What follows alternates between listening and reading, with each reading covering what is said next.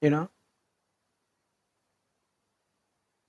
there's something I've noticed about history.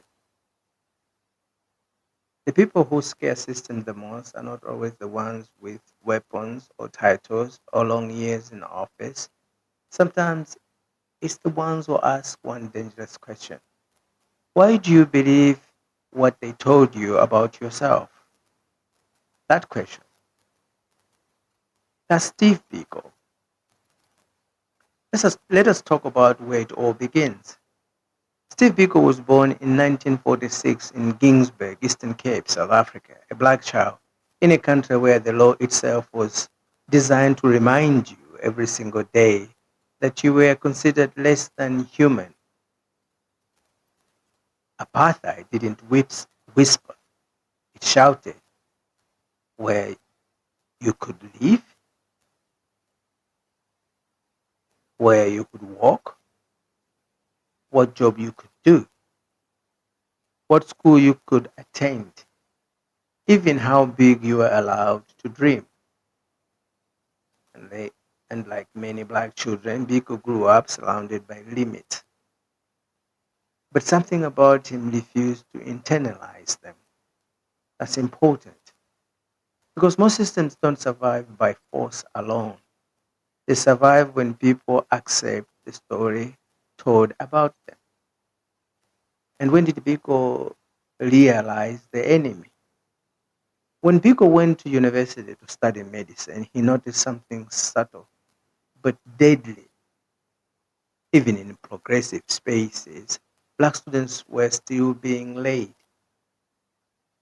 represented, spoken for, often by white liberals, people who meant well but still occupied the center. And Biko asked a question that changed everything. How can you claim to free a people while you still define them? That's when he realized apartheid was not just a political system, it was a psychological project. And that's when black consciousness was born. So, what is this black consciousness in plain and simple terms? Let me strip this down. No theory, no big words. Black consciousness simply says before chains are physical, they are mental. If you believe you are inferior, you don't need to be controlled. You will control yourself. So Biko said, the most potent weapon in the hands of the oppressor is the mind of the oppressed. That wasn't poetry. That was a warning. Black consciousness meant defining yourself, loving your blackness, rejecting shame, building self reliance, stopping the search for white validation. And when Biko said black, he wasn't talking about skin tone alone. He meant anyone crushed by white supremacy. And how does this Biko compare with America? Same fire, different soil. If you understand Malcolm X, you already understand Steve Biko. Malcolm X asked, who taught you to hate yourself? Biko was asking the same thing, just in South African accent. Both men believed dignity comes before integration. Self-definition comes before acceptance. Pride comes before peace. Now compare that with Martin Luther King Jr. Martin Luther King Jr. believed the system could be morally persuaded, but Biko and Malcolm believed a system built on domination cannot be cured by politeness alone. Frank Frazzo is a Caribbean spoke about the colonized mind. Thomas Sankara, Burkina Faso, later spoke about economic independence. Biko stood right there among them, but operating inside the most leisurely, rigid system on earth. That's why apartheid feared him. But how did all this made the system panic? The apartheid government couldn't deal with this, but it could deal with protest, arrest, even armed resistance. But Biko was attacking something else. He was removing belief. And when people stop believing the lie, power collapses. That's why they banned him, silenced him, restricted his movement. Think about it. They even banned quoting his words. A government afraid of thought. So, how did all this expose the system? In 1977, Biko was arrested. He was beaten, interrogated, left naked, chained,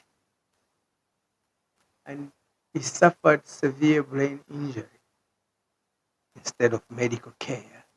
They threw him into the back of the police van and drove him over 1,000 kilometers, bleeding, dying, alone.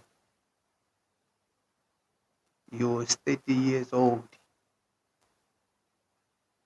And when he died, they lied. They said hunger strike. But the truth came out. And the world saw apartheid clearly, not as a policy, but as a cruelty.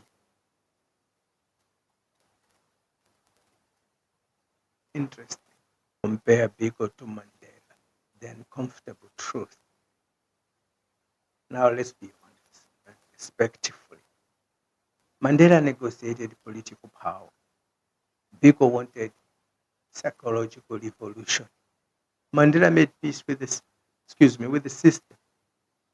Biko wanted the system reimagined. That's why South Africa got freedom on paper, but many black people still feel economically trapped, mentally uncertain, culturally unsure. Biko didn't die before his time. He died before his ideas were completed. And why does all this matters now? Let me bring this home.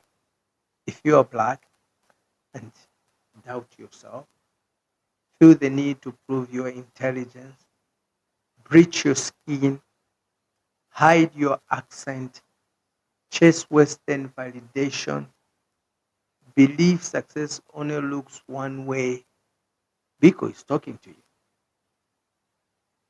Black consciousness is not a history, it's unfinished business. And here's what most people miss. Biko wasn't asking you to hate anyone. He was asking, why do you doubt yourself? Because once you stop doubting yourself, you stop begging, you stop shrinking, you stop apologizing for existing. That's when system lose control. So what do we take out of it? Steve Biko didn't live long, but he lived a work. And once a mind wakes up, it never truly goes back to sleep. The question is not what would Biko do today. The real question is what part of your mind is still colonized. Because freedom does not start with election. It starts with belief.